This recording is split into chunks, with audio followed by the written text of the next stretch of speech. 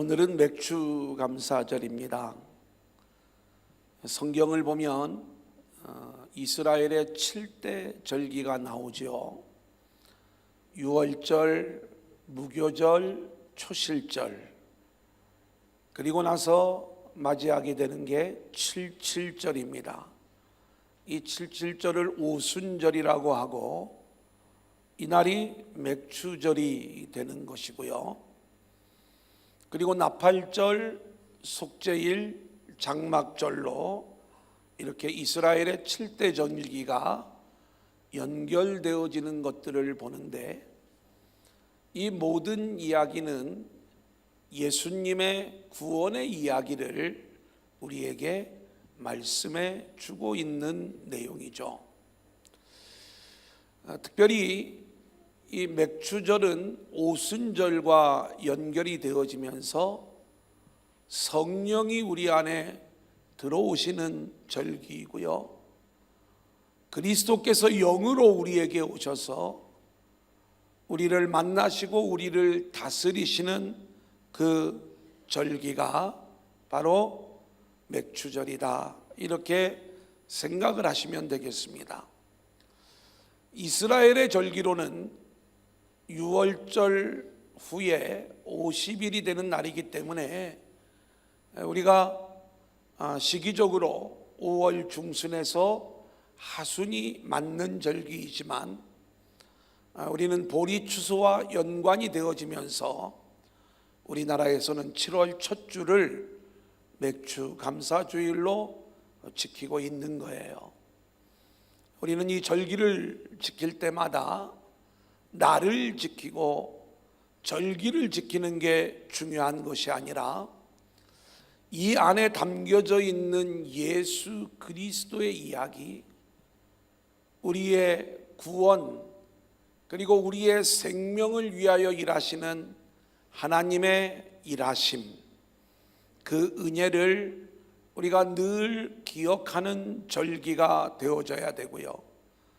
그런 의미에서 우리가 이런 절기를 지키면서 그 절기를 훈련하되 매 주일의 삶이, 아니 매일매일의 삶이 오순절이요 맥추절의 삶이 되어야 할 줄로 믿습니다.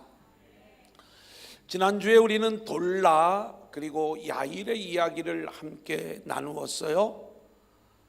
에브라임 지파의 파견이 되어 그렇게 교만하고 자부심이 많은 에브라임 사람들 밑에서 마치 벌레처럼 취급을 당하며 진홍빛 피를 흘리고 하나님 나라의 질서를 회복시키는 돌라의 사역이 그리스도의 사역이었다라고 말씀을 드렸고요. 또 하나, 야일은 하나님이 맡겨주신 하봇 야일을 회복시키고 자신의 자녀들로 하여금 하봇 야일을 지키는 사명을 감당하게 함으로 이방 민족들에게 빛을 비추는 하나님 나라의 모습을 회복시킨 야일의 이야기를 우리가 함께 나누었습니다. 저와 여러분도 이 땅에서 이 돌라와 야일이 걸어갔던 그 걸음을 따라 우리 안에 무너져 있는 하나님 나라의 질서를 회복하고 저와 여러분을 통하여 하나님 나라의 아름다운 영광이 믿지 않는 영혼들에게, 이방 민족들에게 증거되어지는 역사가 있어지기를 소망합니다. 오늘은 사사 입다의 이야기예요. 잊어버리지 않게 입다, 옷을 입다, 뭘 입다 할 때 그 입다입니다. 사람 이름인 거예요. 근데 이 입다가 등장하는 이야기를 우리가 지난주에 하나님의 근심과 연결이 되어지면서 함께 나누었어요. 그래서 우리가 오늘은 이 입다의 등장 이야기로부터 시작을 해서 특별히 요즘도 많은 분들이 이해하기 어려운 입다의 서원 이야기, 결국 이 입다의 서원을 통해서 자기 딸을 하나님께 바쳐지는 그 일들이 일어나게 되는데, 이 일들을 우리가 과연 그 딸이 죽었을까 살았을까, 이런 표면적이고 문자적인 의미들 때문에 우리 스스로 이 말씀이 우리에게 주는 진짜 복음을 놓치기가 쉬운데, 우리는 오늘 이 말씀이 주는 그 복음의 의미들을 함께 찾아가며 은혜를 나누도록 하겠습니다.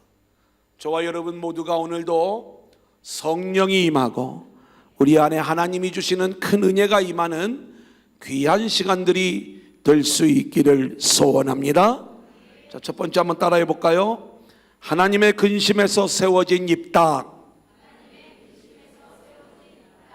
자, 시간이 좀 요약이 되어서 제가 줄거리로 이렇게 말씀을 드리면, 혹 이 성경 구절을 제가 그냥 읽지 않고 넘어간다 할지라도 우리 성도님들이 이 교환에 있는 내용들을 좀 잘 읽어보시고 그리고 그 내용을 숙지하시면 되겠습니다. 야일이 죽은 이후에 우리는 이스라엘이 여호와의 목전에서 또다시 악을 행한 이야기를 알고 있어요. 이번에는 하나님이 단단히 화가 나시는 거예요. 그래서 블레셋과 암몬 자손을 보내어서 이들로부터 18년 동안이나 압제를 당하게 하는 하나님의 심판이 진행됩니다. 이런 하나님의 심판 속에서 이스라엘이 또다시 하나님 앞에 부르짖죠. 하나님, 용서해 주세요. 이 어려움에서 우리를 구원해 주세요. 자, 그런데 이번에는 하나님이 화가 너무나 나신 거예요.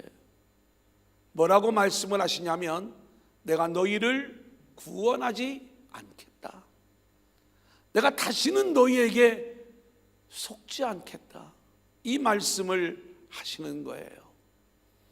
이때 이스라엘은요, 철저하게 더 하나님 앞에 바짝 엎드리면서 그들 안에 있던 모든 우상들을 부숴버리고 제거하면서 하나님의 도우심을 요청하였을 때, 하나님이 이스라엘의 권고로 인하여 근심하였더라. 성경은 이렇게 말씀을 하고 있어요. 왜 하나님이 근심하시는가? 여러분, 우리를 사랑하시지 않는다면, 우리를 향한 하나님의 구원의 마음이 전혀 없는 것이라면 죽든지 말든지 고생을 하든지 말든지 하나님의 근심이 있을 이유가 없는 거죠.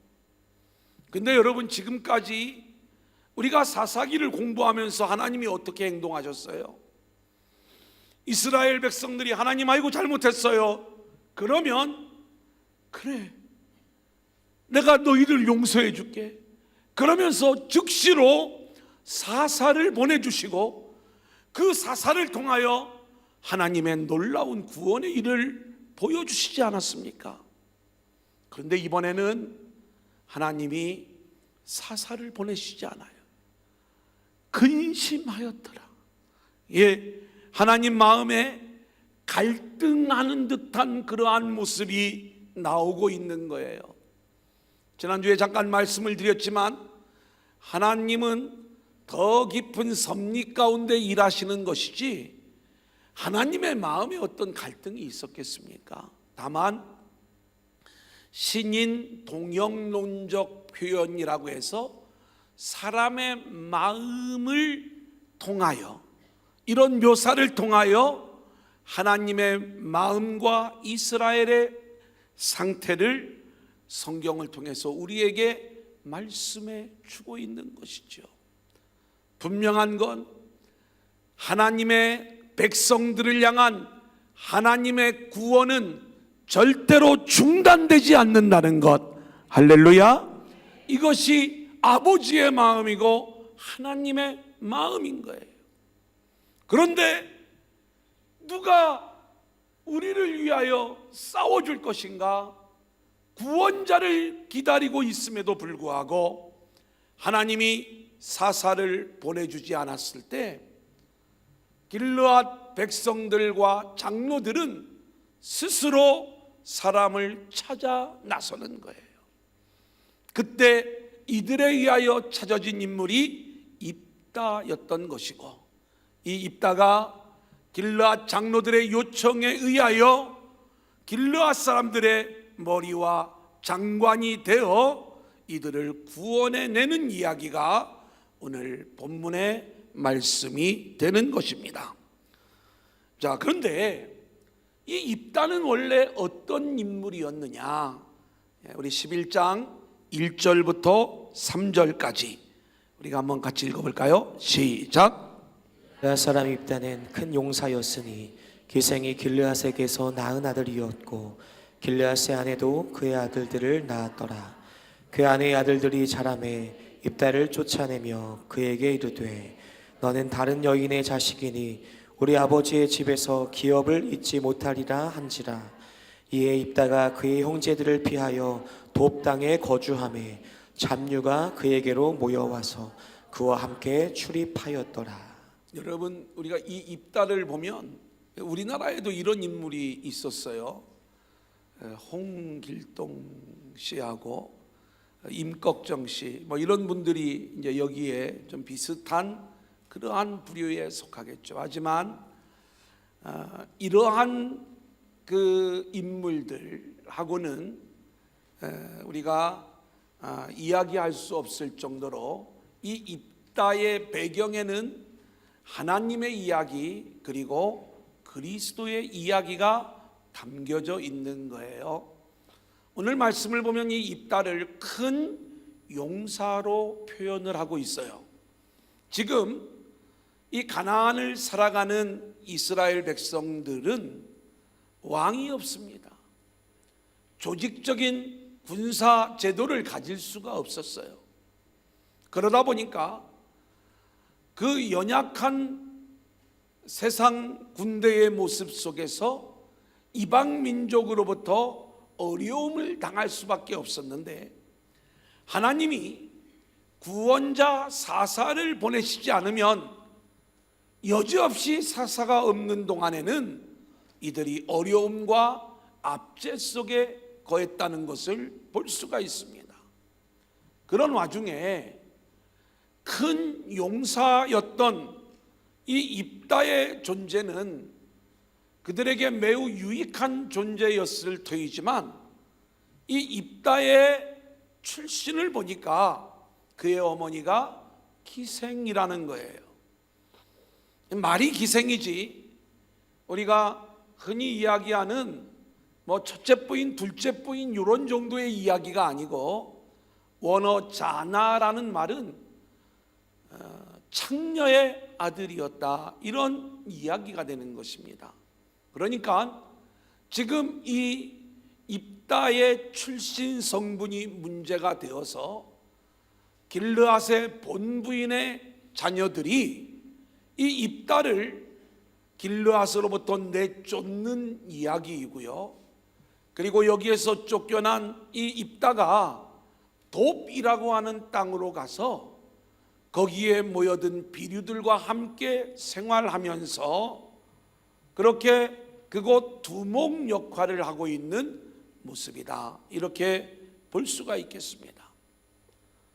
자, 이런 상황에서 길르앗 사람들은 암몬 자손들이 쳐들어왔을 때에 자기들을 위하여 누군가가 싸워주기를 원하고 하나님이 구원자를 보내어 주시기를 원하지만, 하나님은 근심만 하고 구원자를 보내어 주시지 않았을 때 길르앗 장로들이 입다를 기억해내고 입다를 찾아가는 거예요. 가서 이야기를 합니다. 와서 우리를 위하여 싸워달라. 그리고 당신이 우리의 머리가 되고 우리의 장관이 되어달라, 이 요청을 하는 거예요. 그러자 입다는 그들에게 이런 이야기를 합니다. 언제는 천한 출신이라고 나를 쫓아낼 때는 언제고 이렇게 위기에 어려움을 당할 때 나를 찾아와서 구원해달라고 하느냐?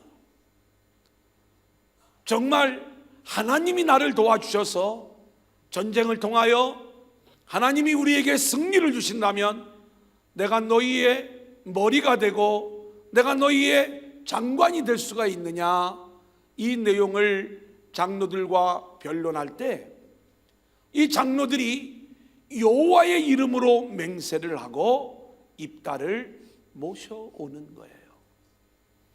자, 우리가 가만히 이 과정들을 살펴보면은 하나님이 구원자를 보내시지 않고 근심하시면서 어떻게 하실 것인가 라고 하는 그러한 상황 속에서 암몬 자손들이 쳐들어오고 자신들을 위하여 싸울 수 있는 구원자를 찾고 있는 이스라엘 사람들이, 이 길르앗 장로들이 입다를 찾아가서 다시 그를 데리고 왔을 때 하나님은 이 일들을 묵인하시고, 아니 허용하시고, 아니 우리가 더 깊이 그 내용들을 바라보면 이 모든 일들의 배후에는 하나님의 일하심이 담겨져 있는 모습을 우리는 보게 되는 거예요.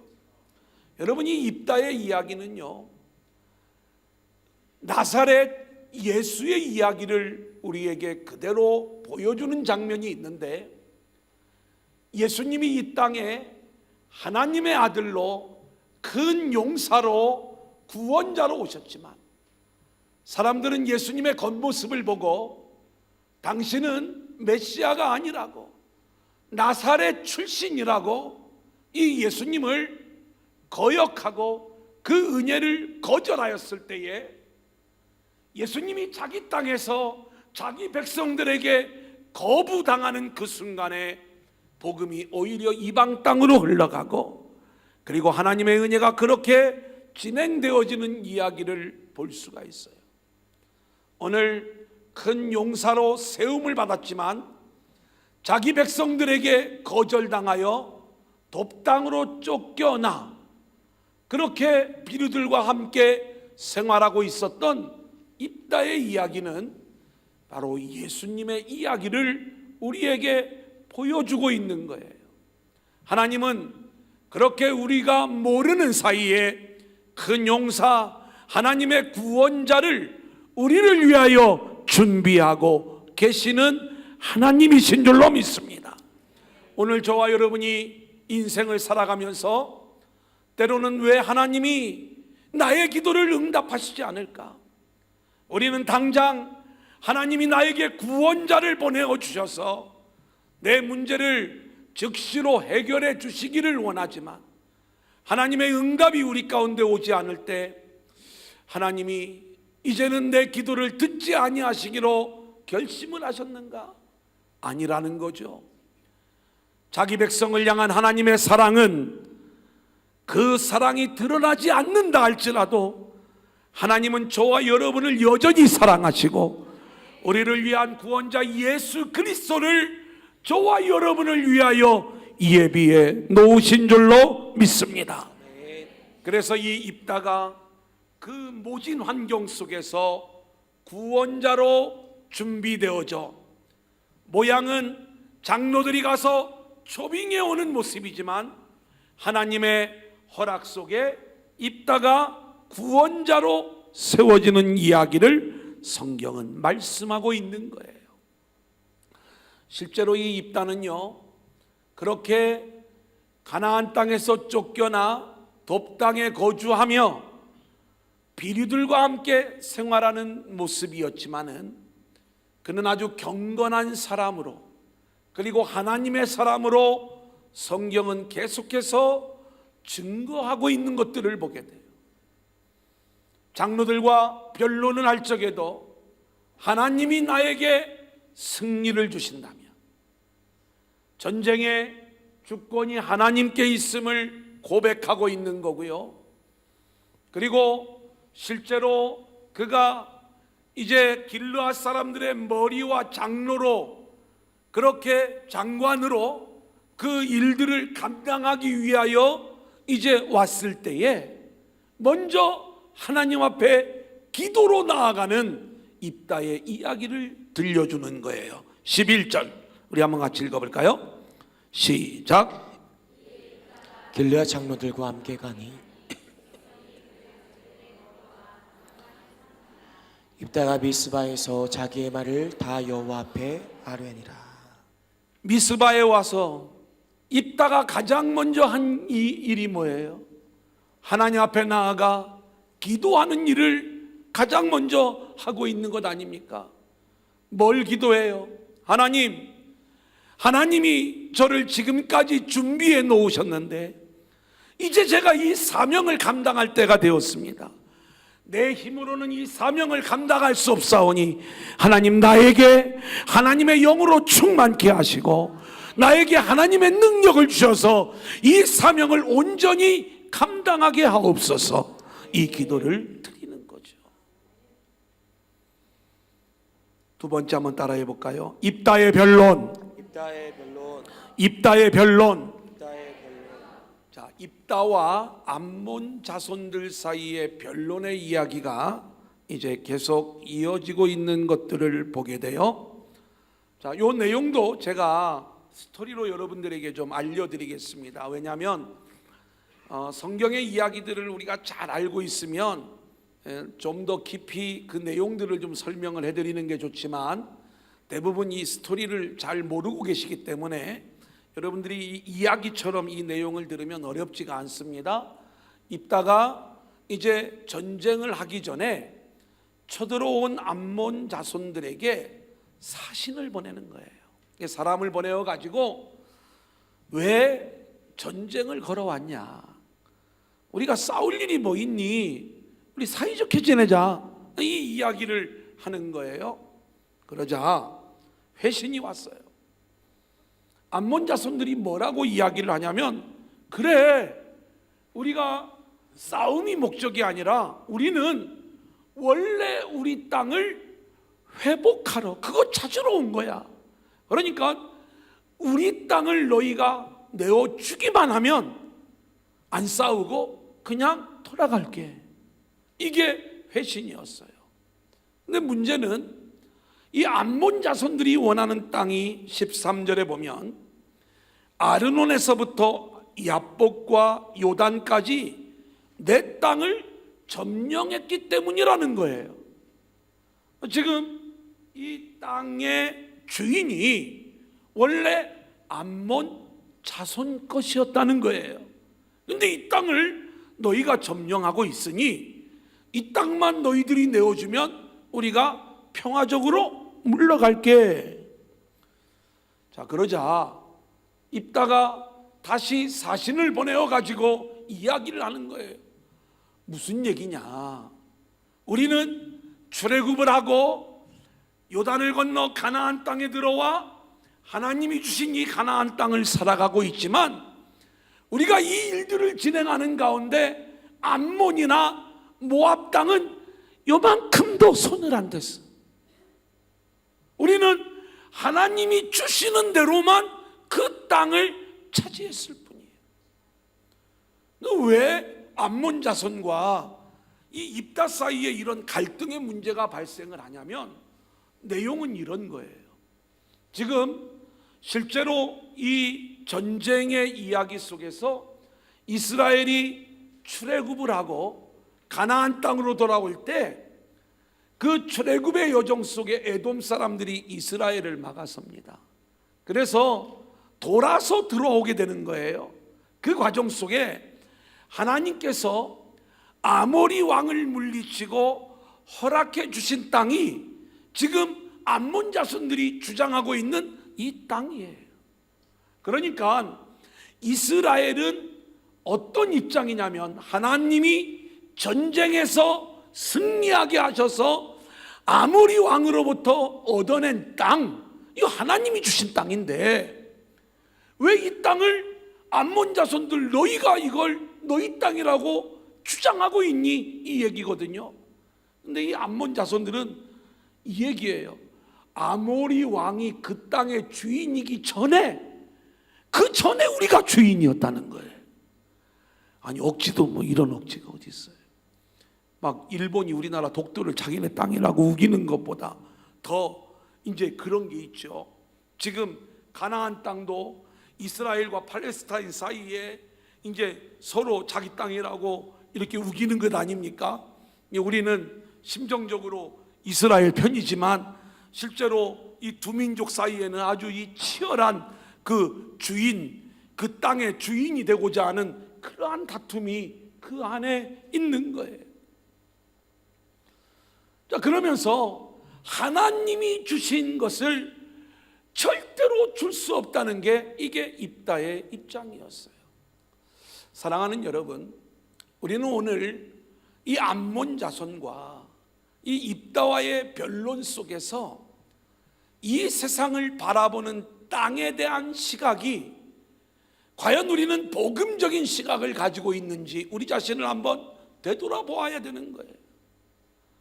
왜 암몬 자손들이 아모리 왕으로부터 하나님이 주셔서 취하여 빼앗은 이 땅의 주인 행세를 하려고 그 땅을 내어놓으라고 이야기를 하는가? 세상 왕은요, 세상 사람들은 자기의 힘, 그리고 자기의 풍요, 그리고 자기의 성공을 위해서, 그리고 자기의 안전을 위하여 세상의 많은 땅을 필요로 하는 거예요. 그래서 자신들의 생명의 위협을 지켜내고 위협으로부터 그 풍요를 누리기 위한 목적 속에서 세상의 땅을 요구하고 있는 것입니다.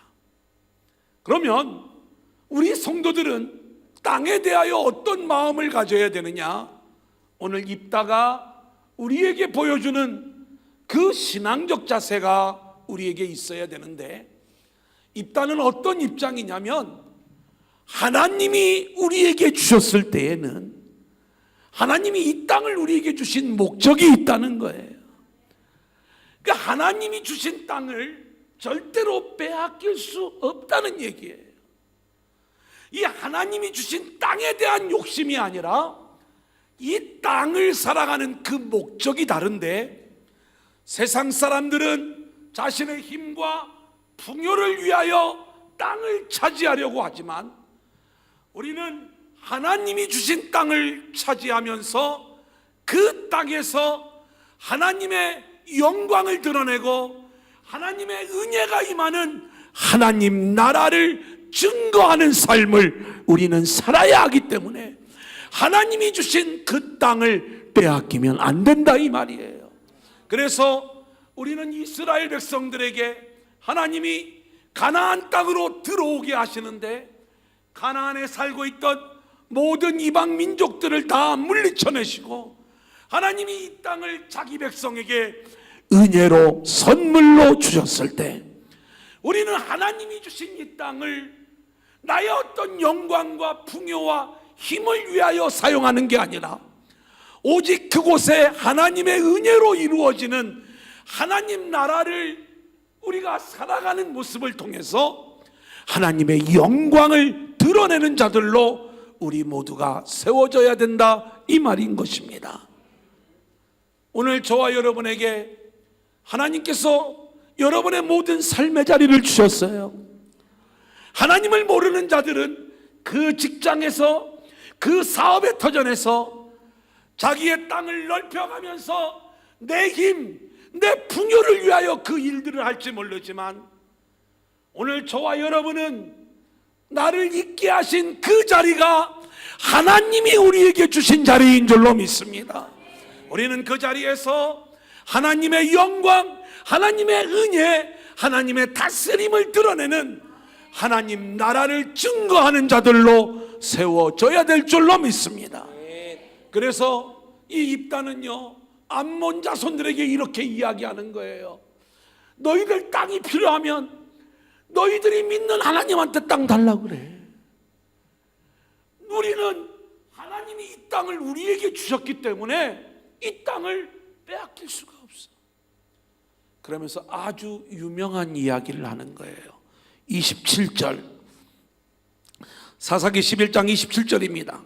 내가 같이 읽겠습니다. 시작. 내가 내게 죄를 짓지 아니하였거늘 내가 나를 쳐서 내게 악을 행하고자 하는도다. 원하건대 심판하시는 여호와께서 오늘 이스라엘 자손과 암몬 자손 사이에 판결하시옵소서 하였으나. 자, 이 암몬 자손들에게 마지막 제안을 하는 내용은 이 이야기예요. 하나님께 맡겨보자. 하나님께서 너희들과 우리 사이에 판결을 내려 주실 것이다. 여러분, 우리가 번역을 이렇게 해놓았으니까 이 내용이 얼마나 강력한 의미를 가지고 있는지를 우리가 놓치기가 쉬운데, 여기 판결하시옵소서라고 하는 말은 원어로 샤파트라는 단어를 쓰고 있어요. 이 말의 의미가 뭐냐? 우리가 사사를 샤팟이라고 이야기를 하는 거예요. 그러니까 지금 이 하나님만이 진정한 재판관이 되셔서, 제가 사사의 직무를 이야기할 때 전쟁의 지도자의 의미도 있지만 영적 지도자의 의미, 그리고 재판관의 의미가 있다고 말씀을 드렸죠. 그래 우리가 사사기를 판관기라고 이야기를 하는 거예요. 그래서 진정한 사사, 참된 사사이신 하나님 앞에 판결을 받아보자, 영적 지도를 받아보자.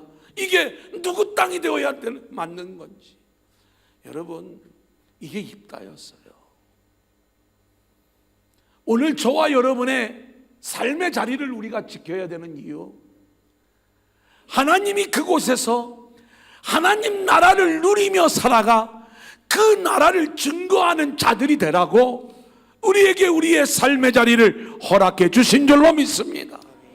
그렇다면 우리는 세상 사람과의 전쟁 속에서 이 땅을 지켜나갈 때 나의 욕심을 위하여 지켜나가는 것이 아니라 참된 사사이신 하나님의 판결 속에서 하나님이 주신 그곳에서 우리는 하나님 나라를 증언하는 자들로 세워져야 되는 거예요.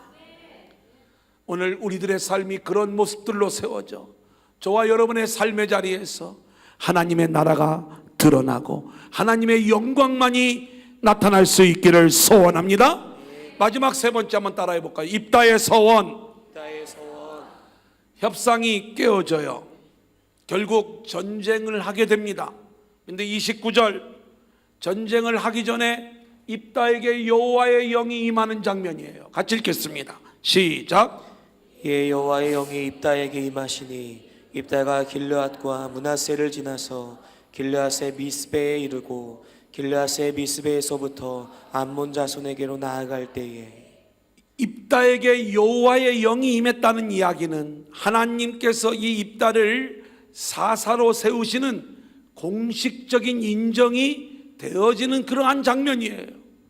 자, 그런데 이렇게 여호와의 영으로 충만한 입다가 하나님 앞에 서원을 하는 거예요. 30절 31절입니다. 그가 시작.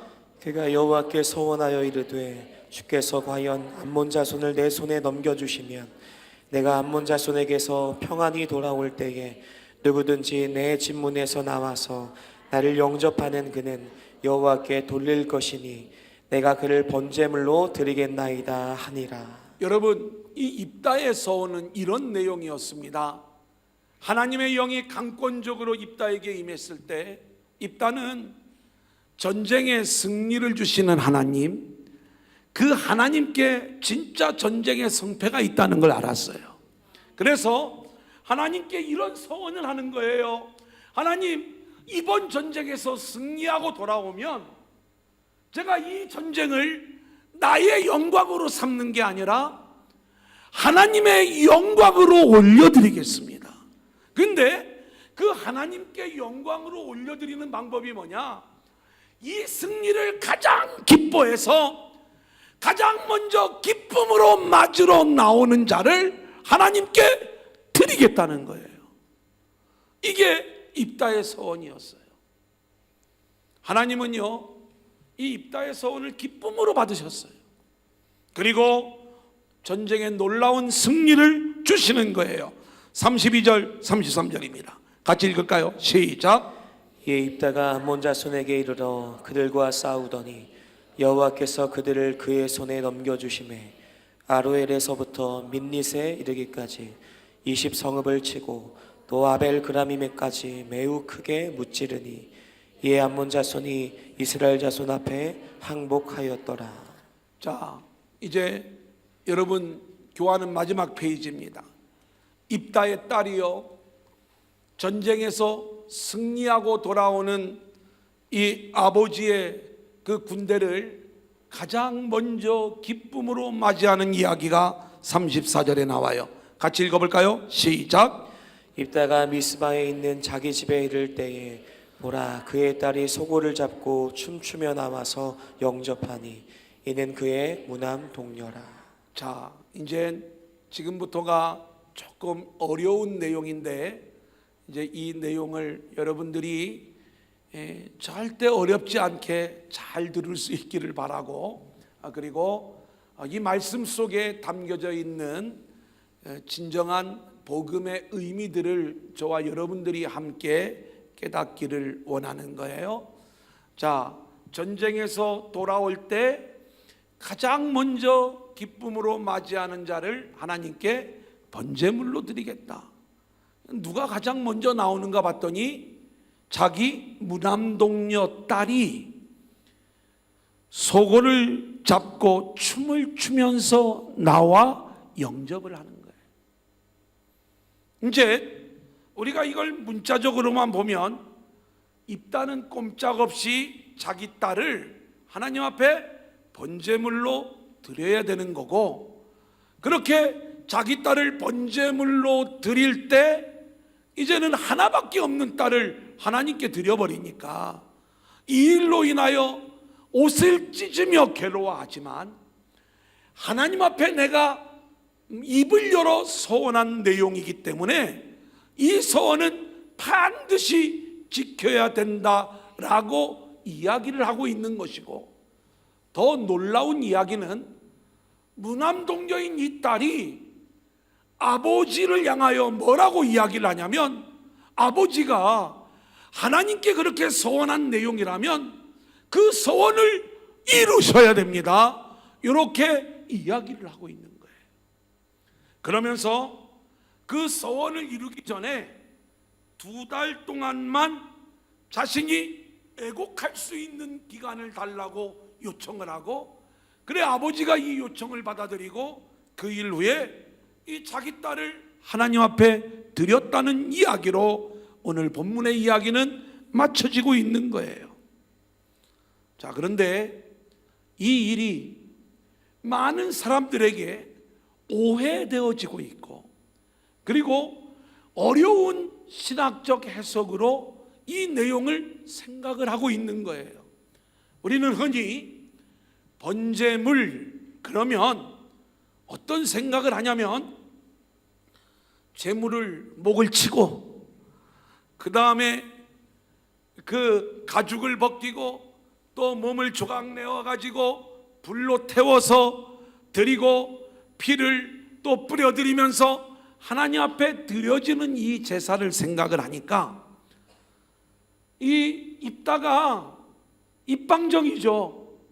그냥 갔으면 되는데 가장 먼저 나오는 사람을 하나님 앞에 번제물로 드린다고 이야기를 했기 때문에 결국 그 실수로 인하여 자기 딸의 목을 치고 불로 태워 그 딸을 하나님 앞에 드리는 이 장면을 생각을 하니까 우리는 어떤 마음을 갖게 되냐면 이 본문이 너무나도 불편하고 어렵고 힘든 거예요. 자, 그러다 보니까 이 본문에 대하여 또한 우리들은 어떤 해석들을 하냐면, 저는 그 해석이 적절하다라고 저는 생각을 해요. 어떤 해석이냐면 이런 부분들이에요. 해석은 적절하지만 본질적인 의도는 이제 제가 그 다음에 이야기하는 내용 속에 담겨져 있을 것이다, 이것입니다. 어떤 해석이냐면 원어를 보니까 이게 그런 얘기가 아니더라. 이게 무슨 얘기냐면 원어의 내용을 보면 이 입다의 마음속에 자기 뭐 종이나 아니면 자기 누군가가 사람이나 아니면 짐승이나 어떤 물건이나 이런 어떤 자기 딸이 나올 걸 예측을 못했다는 건 알겠는데, 사람이 나오면, 종이 나오면 그 종을 죽여서 하나님께 바친다는 얘기인가? 그런 어떤 인신제사의 의미를 가지고 이 내용을 이야기한 게 아니라는 거죠.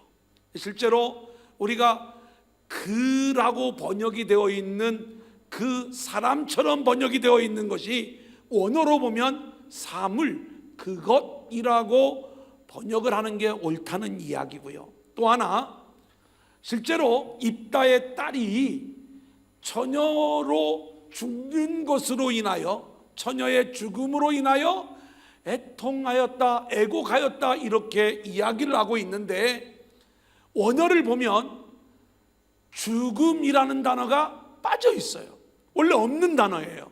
그런데 우리 개역개정에는 처녀의 죽음이라고 번역을 해놓고 킹 제임스 버전에는 처녀 생활이라고 번역을 해놨는데, 이 킹 제임스 버전에 있는 번역이 원문에 더 온전한 번역이어서 지금 우리가 생각하는 목을 치고 불태워 죽이는 번제가 아니라 당신의 딸을 이제는 하나님께 온전히 바쳐 하나님을 수종드는 여인으로 일평생을 처녀로 그렇게 구별되어 살아가면서 이제는 하나님께 드려진 여자로 살아가야 되는데, 하나밖에 없는 무남동녀를 그렇게 떠나보내야 되니까 이 입다의 마음에 그런 슬픔과 아픔을 표현한 것이다, 이렇게 이야기를 하는 두 부류가 존재하는 거예요. 그런데 여기에는 가장 본질적으로 어떤 생각을 가졌냐면, 입다의 딸이 죽었니 살았니, 여기에 우리가 너무나 많은 관심을 가지고 있는 나머지 이 말씀이 우리에게 주는 진정한 복음의 의미를 놓치고 있더라 이 말이에요. 이게 어떤 의미냐? 여러분 보세요. 입다가 서원한 내용은 입이 방정이어서 그런 서원을 한 게 아니에요. 하나님 앞에 함부로 서원하지 말라고 이 말씀을 주신 것도 아니에요. 입다의 서원과 서원의 이행을 통하여 하나님 나라의 일이 나타나고 있는 거예요. 입다가 서원을 할 때 어떤 서원을 하는가? 여러분 보세요. 입다가 그냥 맨정신에 서원을 한 것도 아니고 하나님의 영으로 충만해졌을 때에 입다의 입에서 나온 고백이 서원이 되었던 거예요. 그렇다면 이 입다의 서원은 성령으로부터 나온 거고 하나님이 이끄신 서원이 되는 겁니다. 성령이 임하는 순간 이 전쟁은 하나님의 손에 달려 있다는 걸 더 확신하게 되니까 이 전쟁에서 승리하고 돌아오게 하시면 조건문이 아닙니다. 하나님이 그렇게 일들을 진행하실 터인데, 그렇다면 그 영광을 하나님께 올려보내되 가장 먼저 이 전쟁을 기뻐하여 기쁨으로 춤추며 맞이하고 나오는 그를 하나님 앞에 드리겠다는 이 서원이 뭐 잘못됐느냐 이 말이에요. 우리는 자꾸 무슨 생각을 하냐면 목을 치고 불태워서 죽이는 이 장면을 생각을 하니까 이 내용이 너무 마음이 불편한 거죠. 그의 인생을 온전히 드리는 것도 번제물로 드리는 건데, 원래 번제의 본질적인 의미에는 짐승을 받는 그 의미가 아니에요. 그 인생을 받는 의미가 있는 거예요. 자, 그리고 나서 이 전쟁을 가장 기뻐한 게 누구예요? 이 승리를 무남동녀인 이 딸, 이 딸이요, 하나님이 주신 그 놀라운 승리가 너무나도 기쁘고 감사해서 가장 먼저 기쁨으로 나와 아버지를 맞이하는 거예요. 여기에 무슨 잘못이 있냐 이거예요. 게다가 우리가 히브리서 11장은 믿음장입니다. 이 히브리서 11장에 보면 믿음의 사람들을 기록해 놓을 때 히브리서 11장 32절 한번 같이 읽어보겠습니다. 내가 시작. 내가 무슨 말을 더하리요 기드온, 바락, 삼손, 입다, 다윗 및 사무엘과 선지자들의 일을 말하려면 내게 시간이 부족하리로다. 여러분, 여기에 보면은 믿음의 열전에 등장하는 인물이 있는데 입다가 믿음의 모델로 등장하고 있지 않습니까? 이 입다의 믿음이 뭐예요? 그는 전쟁의 주권자가 하나님이시고, 그래서 그 하나님께 영광을 돌리겠다는 그 서원, 그것이 당신의 딸이었지만 그 서원을 이행하여 하나님의 영광을 드러낸 이 믿음의 일을 하나님은 이 입다를 믿음의 사람으로 우리에게 이야기해 주고 있는 거예요. 자, 그렇다면 이 사건으로 우리는 어떤 하나님의 일이 드러났음을 알게 되는가? 하나님은요, 입다에게 있는 하나밖에 없는 무남동녀의 희생을 받으시고 자기 백성을 구원하는 하나님의 일을 진행하셨다 이 말이에요. 자, 보세요. 아버지의 서원은 아버지의 언약이에요. 무남동녀의 희생과 헌신은요, 아버지의 언약을 이루고자 하는 순종의 모습이었어요. 이 일을 통하여 하나님의 구원이 나타나고, 그리고 이 일을 기뻐하는 역사가 나타나게 되었던 거예요. 누구 얘기예요? 예수 이야기죠. 구원의 이야기죠. 복음의 이야기죠. 여러분, 무남동녀를 희생시키시고 하나님의 구원을 완성해내는 하늘의 이야기, 독생자 예수를 희생시키시고 자기 백성을 구원해내는 하나님의 이야기, 이 일을 누가 기뻐하는가? 오히려 희생의 당사자인 무남동녀가 기뻐하고, 오히려 희생의 당사자인 예수 그리스도께서 우리의 구원을 기뻐하시는 그 이야기를 우리에게 말씀해 주고 있는 거예요.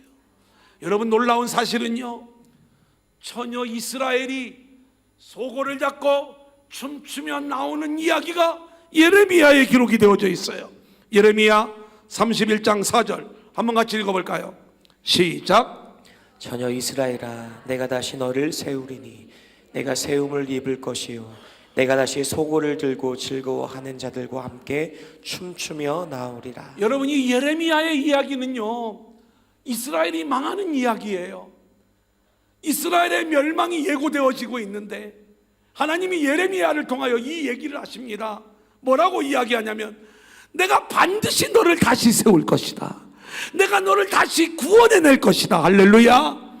내가 너를 구원하여 다시 돌아오게 하는 그날에 너희는 소를 들고 즐거워하는 자들과 함께 춤추며 나와야 된다. 할렐루야. 그렇다면 오늘 저와 여러분은요, 매일매일의 삶이 처녀 이스라엘의 삶이 되어야 되고 입다의 딸의 삶으로 우리가 나와야 될 줄로 믿습니다. 처녀 이스라엘의 삶은 뭐예요? 남편이 없는 삶이에요. 하지만 우리는 그 남편이 정혼이 되어져 있어요. 하나님이 우리의 남편이 되고 주님만이 우리의 남편이 되셔야 될 줄로 믿습니다. 그 하나님이 저와 여러분을 위하여 놀라운 구원의 일들을 진행하실 때 저와 여러분은 처녀 이스라엘이 되어 소고를 잡고 춤을 추며 하나님의 구원을 기뻐하는 자들로 나와야 된다 이 말입니다. 그런데 그것이 이 땅에서는 일생을 처녀로 살아가야 되는 삶인데, 내가 처녀로 살아간다는 삶은 뭐냐? 내가 더 이상 세상과 결혼하지 아니하고 세상의 모든 것들을 다 내려놓고 오직 나의 진짜 신랑이신 주님을 기다리고 하나님이 나의 남편 되실 그때를 우리가 기다리면서 처녀 이스라엘의 삶이 되어 우리를 향하신 하나님의 구원의 일을 기뻐하는 자들이 되는 것. 할렐루야. 이게 입다 이야기예요. 입다와 입다의 딸 속에 담겨져 있는 이 아름다운 신앙의 이야기를 왜 우리는 목을 쳐서 막 이런 생각들 때문에 이 속에 담겨져 있는 그 아름다운 신앙의 이야기들을 우리가 왜 놓쳐버려야 되느냐 이 말이에요. 오늘 말씀을 정리합니다. 하나님의 근심 속에 나온 사사가 입다입니다. 알고 보니까 하나님은 침묵하시는 동안에도 구원자 입다를 준비하고 계셨던 거예요. 암몬과 입다의 변론 속에서 이 입다는 하나님이 주신 땅의 의미를 분명히 알고 있어요. 하나님이 주신 땅을 빼앗기지 않겠다는 거예요. 그리고 그 땅을 통하여 하나님의 나라를 증거하겠다는 거예요. 그러면서 세상 사람 앞에서 당당히 이야기를 합니다. 여호와께서 우리의 사사가 되어서 너와 나 사이를 판단할 것이다. 마지막 세 번째는 전쟁에 나가면서 서원을 하는 이야기에 하나님의 영이 임하는 순간에 전쟁의 성패는 하나님께 달려있다는 걸 너무나도 정확하게 알고 있는 거예요. 구원은 오직 하나님의 손에 달려있다는 걸 알았기 때문에 이 구원을 가장 먼저 기뻐하고 영접하는 자를 하나님께 돌려드림으로 하나님의 영광을 나타내겠다는 거죠. 근데 그게 무남동녀 딸이었어요. 하지만 기꺼이 그 무남동녀를 하나님께 내어드림으로 하나님의 영광이 나타난 이 이야기는 사람을 죽여서 드렸느냐 아니면은 그의 일생을 드리는 그런 내용이었느냐 이런 논쟁이 중요한 게 아니라 처녀 이스라엘의 삶을 통하여 우리는 우리를 위하여 구원자로 오시는 우리를 구원하시는 하나님의 구원의 이야기를 들을 때 우리는 소고를 잡고 그리고 춤을 추면서 주의 구원을 기뻐하는 자들로 나와야 되는 것이고 우리의 삶이 그런 삶이 될 때 우리를 통해서 하나님 나라가 하나님의 복음이 이 땅 위에 전파되게 될 줄로 믿습니다. 기도합니다.